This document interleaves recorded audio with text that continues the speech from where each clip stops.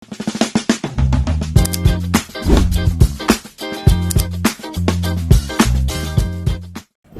mga kasoya, Alit Soyes po, and welcome ulit sa Tilaw Lokal. Ako'y pangutana, katilaw na ba mo katong sikat nga torta sa Kamigin? Naapoy torta nga atong version din sa Balay-Balay.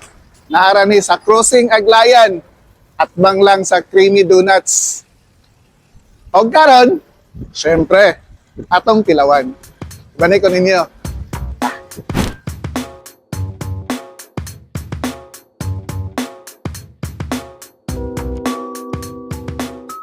Tara, ang torta sa 5G. Kabalo ba mo mga kastoya ang anong gitawag niyang 5G?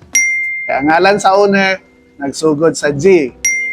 Ang ngalan sa iyang asawa, G gyapon, iyang duha ka anak, G gyapon, kag ikalima, God. So, G, ilawanan nato. Kung mga kastoya, kanina yung 5G, 24-hour ni siya nga open. Di na rin nila kinanglanan, no? Kanin pang sira. So, ato na ning tilawan karon. Dog. Tilaw na ta, dog. Wow! Sa halagang 10 pesos. Ano ang iladong nga torta diri sa Aglayan.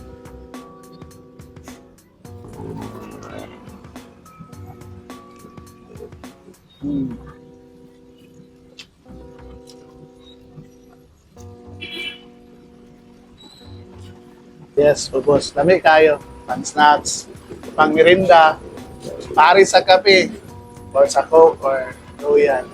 Sulit kayo. Barato na. Lami pa. Kinakinanglan mo ato Kamigin, kay nara na din sa Barangay Aglayan.